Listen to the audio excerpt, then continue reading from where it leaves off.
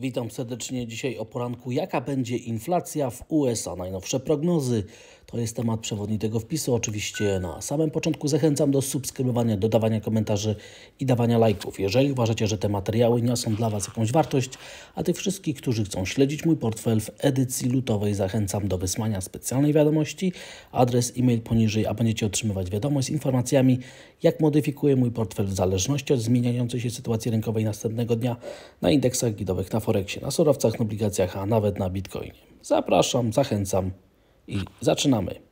Jaka będzie inflacja w USA? Najnowsze prognozy. Najciekawszą, najważniejszą informacją w czasie całego tego tygodnia dla wszystkich rynków finansowych, dla wszystkich klas aktywów będą dzisiejsze dane o inflacji dla Stanów Zjednoczonych za styczeń. Publikacja tych danych będzie miała miejsce o godzinie 14:30 naszego czasu, dlatego też oczy wszystkich będą skierowane w tym kierunku. No i zobaczymy, czy i jaka będzie ta wartość, która nam pozwoli ocenić, czy postępy dezinflacji faktycznie mają miejsce, bądź też w zjawisku, jakim jest inflacja, dochodzi do zmiany tendencji, do zmiany trajektorii zachowania cen. I w takiej sytuacji rynki będą musiały się do tego dostosować. Dlatego też spodziewajmy się dzisiaj gigantycznej zmienności, bardzo dużych zmian i te dane oczywiście mają ogromne znaczenie.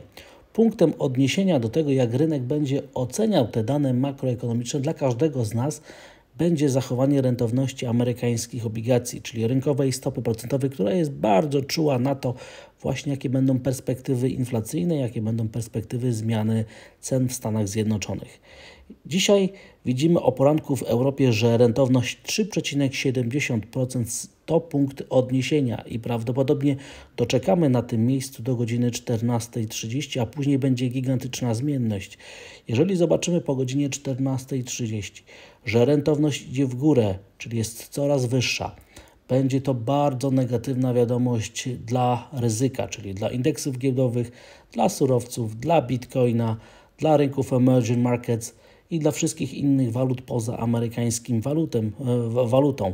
W sytuacji, kiedy rentowność pójdzie w górę, umocnić powinien się amerykański dolar, prawdopodobnie umocniłby się także frank szwajcarski i prawdopodobnie to byłyby jedyne instrumenty finansowe, na których obserwowalibyśmy umocnienie. Natomiast jeżeli po godzinie 14:30 rentowności będą spadać, będziemy się oddalać w dół od poziomu 3,70, to w takiej sytuacji byłby to sygnał niezwykłego popytu na ryzyko. Indeksy giełdowe powinny silnie rosnąć.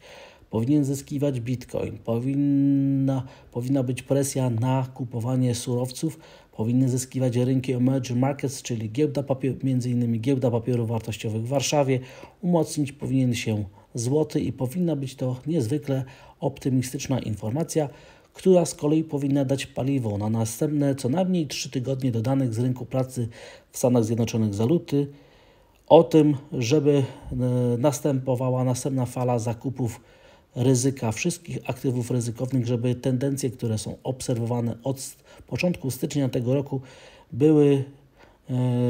były wzmocnione i żeby ten ruch w górę był obserwowany. Dlaczego? Fundamentalnym uzasadnieniem tego będzie fakt, że rentowności sygnalizują nam oddalenie perspektywy dalszych podwyżek stóp procentowych, wiarę w rynku w to, że jesteśmy bardzo blisko szczytu cyklu podwyżek stóp procentowych, no i na fali spadku rynkowych stóp procentowych popyt na ryzyko, który atakowałby cały świat, byłby niezwykle optymistyczną wiadomością. No i teraz oczywiście, jaka będzie inflacja w USA? Najnowsze prognozy. I na tym następnym wykresie widzimy te prognozy. Jak rynek tutaj prognozuje, co się ma wydarzyć. W grudniu inflacja CPI w Stanach Zjednoczonych wyniosła 6,5%, a mediana prognoz dzisiaj o poranku w Europie to jest 6,2%. Rozrzut prognoz to jest między 5,8 a 6,7. I oczywiście w tym kierunku będzie rynek obserwował i będzie porównywał te dane, które poznamy. Moim zdaniem odczyty 6,2% i niżej będą uznane optymistycznie i właśnie te rentowności amerykańskich obligacji będą spadać bardzo wyraźnie oddali się, perspektywa dalszych podwyżek stóp procentowych, natomiast każdy odczyt na poziomie 6,3 i w górę będzie oznaczał, że rynek przestrzelił z oczekiwaniem na dezinflację. Będzie oznaczało to, że rynek boi się, że procesy dezinflacyjne nie będą postępowały tak szybko, jak wcześniej zakładano, i w takiej sytuacji oczywiście będziemy prawdopodobnie świadkami ruchu przeciwko aktywom ryzykowym. To jest bardzo, ale to bardzo istotne, żeby w takiej sytuacji być świadomym tego, jaka może być reakcja rynkowa. Następny wykres jest moim zdaniem niezwykle istotny, ponieważ jest rynkowym modelem tego, jak może zachowywać się inflacja i czego możemy się spodziewać. Ten wykres pokazuje z miesiąca na miesiąc i na wykresie mamy zaznaczoną inflację CPI dla Stanów Zjednoczonych oraz oczywiście zachowanie ropy naftowej, ponieważ teza główna, jaka jest tutaj stawiana, jest taka, że inflacja ma charakter podażowy, zewnętrzny i importowana jest. I jeżeli popatrzymy na zachowanie ropy naftowej, to możemy spodziewać się tego, jaki będzie odczyt inflacji w Stanach Zjednoczonych. I na przestrzeni 2022 roku model ten działał fantastycznie, praktycznie za każdym razem się sprawdzał. Na tym wykresie jest także średnia miesięczna dla ceny ropy naftowej, ten niebieski wykres, i za każdym razem, kiedy ta średnia spadała także inflacja, a kiedy średnia rosła także inflacja, więc czułość, przełożenie i wrażliwość średniej kroczącej miesięcznej ceny ropy naftowej na zachowanie inflacji była bardzo silna i ta korelacja zbliżała się do jedności. Dlatego też myślę, że cały czas można się posiłkować tym, co się może tutaj wydarzyć. I co ten wykres nam pokazuje? Że średnia na koniec stycznia dla ceny ropy naftowej była nieco wyżej niż średnia na koniec grudnia, co teoretycznie kazałoby oczekiwać inflacji na poziomie nieco wyższym niż odczyt za grudzień, czyli wyższym niż poziom 6,5%. I to jest teza robocza, którą stawiam, że inflacja dzisiaj nas zawiedzie. Popyt na ryzyko będzie dzisiaj zawiedziony, więc ta rentowność amerykańskich obligacji powinna iść do góry i to powinna być negatywna informacja dla ryzyka. Jestem bardzo ciekawy, czy ta korelacja, która była w 2022 roku obserwowana, będzie także działała w tym roku i będzie to świetny prognostyk co do tego, jak zachowa się inflacja w Stanach Zjednoczonych. Także są złe wnioski, które płyną z oczekiwań co do tego, jakie perspektywy inflacyjne płyną z zachowania i obserwacji ropy naftowej.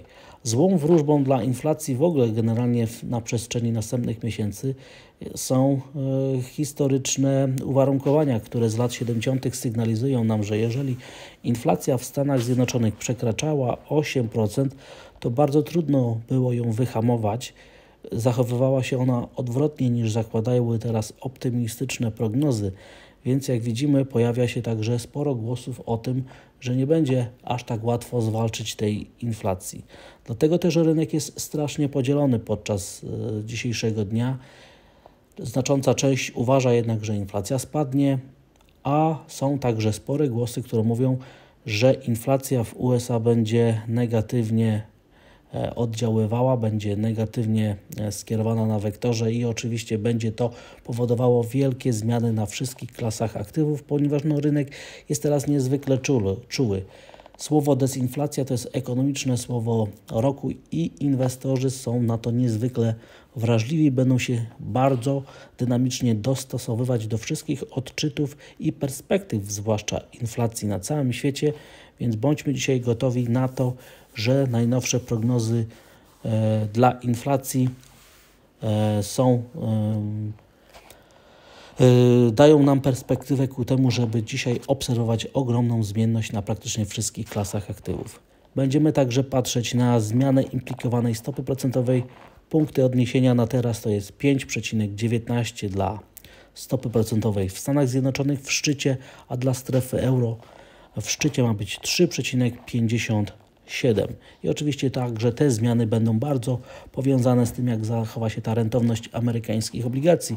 Dlatego też każdy z nas, kto ma dostęp do rynków finansowych, a nie jest w stanie szybko śledzić zmian implikowanej stopy procentowej, to sygnalizuje obserwować zmiany rentowności amerykańskich obligacji, żeby wiedzieć, jak tutaj ta zmiana implikowanej stopy procentowej będzie miała miejsce.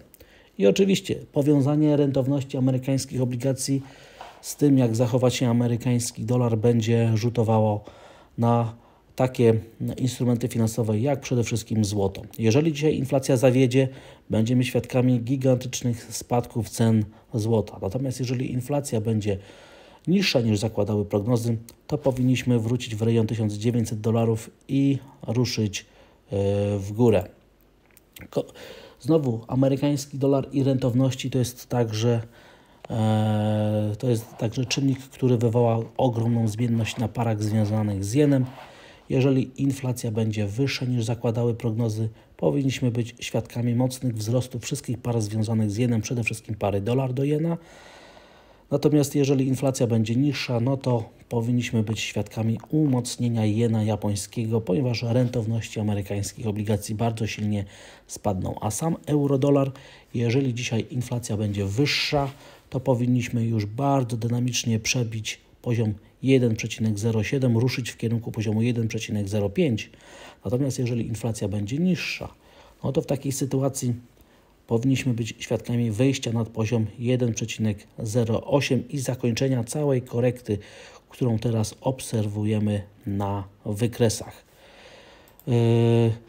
Jeżeli inflacja będzie wyższa niż zakładały prognozy, to indeks giełdowy Standard & Poor powinien być bardzo mocno przeceniony i spadek poniżej poziomu 4100 punktów powinien mieć miejsce i podobnie na indeksie DAX pokonane powinno być wsparcie 15300 punktów, natomiast każdy odczyt inflacyjny poniżej 6,2, moim zdaniem nawet poziom 6,2 powinien wywołać trajektorię wzrostową indeksów giełdowych, kupno ryzyka i żeby była to zachęta ku temu, żeby obserwować popyt na ryzyko w skali bardzo dynamicznej.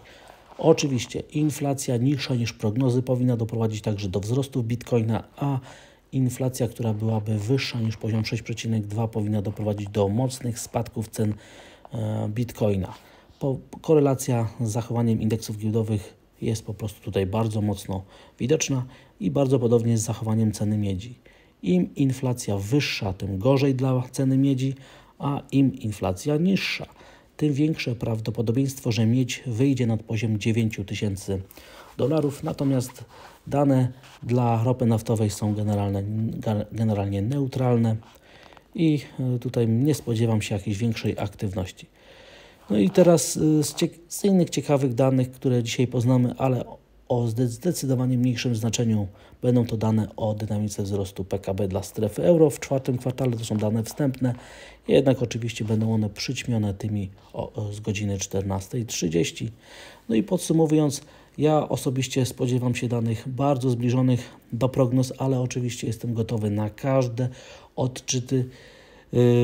Ta obserwacja dotycząca powiązania inflacji z ropą naftową daje niepokój, generuje niepewność i raczej nastawia mentalnie, że może być ta inflacja wyższa niż zakładały prognozy, więc ja osobiście daję około 52% prawdopodobieństwa jednak, że będzie dzisiaj zawód, że popyt na ryzyko będzie się dzisiaj wycofywał, a tylko 48% na to, że jednak optymizm zagości, że inflacja będzie niższa i że to będzie bardzo sprzyjająca informacja dla ryzyka. I na koniec polskie aktywa, które oczywiście czekają także na jutrzejsze dane dla Polski, ale dzisiejsze dane o inflacji dla Stanów Zjednoczonych będą miały także bardzo duże znaczenie dla nas.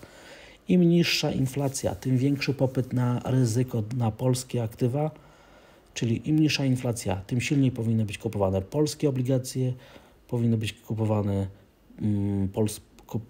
kupowane polskie akcje na giełdzie i oczywiście silniejszy powinien być złoty i odwrotnie. Mamy dzisiaj dane o 10:00 o dynamice wzrostu PKB w czwartym kwartale, jednak te dane także prawdopodobnie będą zignorowane, ponieważ są ważniejsze sprawy. Poziom 6,10 to jest punkt odniesienia na polskich obligacjach. Na rynku złotego, jeżeli dzisiaj wyjdziemy nad poziom 4,80 na euro złotym i nad poziom 4,50 na dolar złotym, byłaby to negatywna informacja po sesji, a zachowanie giełdy w Hongkongu raczej sygnalizuje neutralne otwarcie na giełdzie papierów wartościowych z oczekiwaniem na to, co się wydarzy po godzinie 14:30, ale w tym wypadku, jeżeli liczymy na wzrosty indeksów giełdowych na warszawskiej giełdzie papierów wartościowych, to musi dojść do zamknięcia nad poziomem 1900 punktów, aby doszło do zanegowania tych sygnałów, które się urodziły w ostatnich dniach na warszawskiej giełdzie papierów wartościowych. Jest to możliwe, potrzeba tylko inflacji zdecydowanie niższej niż zakładały prognozy, bądź też perspektyw na to, że inflacja będzie w następnych miesiącach w Stanach Zjednoczonych wyraźnie spadała. Jaka będzie inflacja w USA? Zobaczymy. Najnowsze prognozy zostały przedstawione, więc bądźmy bardzo czujni na to, co się wydarzy po godzinie 14:30 podczas dzisiejszej sesji. Dziękuję za odsłuchanie tego materiału. Zachęcam do subskrybowania, dodawania komentarzy i dawania lajków. Jeżeli uważacie, że te materiały niosą dla Was jakąś wartość, a tych wszystkich, którzy chcą śledzić mój portfel w edycji lutowej, zachęcam do wysłania specjalnej wiadomości. Adres e-mail poniżej, a będziecie otrzymywać wiadomość z informacjami, jak modyfikuję mój portfel w zależności od zmieniającej się sytuacji rynkowej następnego dnia na indeksach giełdowych, na Forexie, na surowcach, na obligacjach, a nawet na Bitcoinie. Zapraszam, zachęcam, życzę dzisiaj stopy zwrotu i miłego dnia. Pozdrawiam.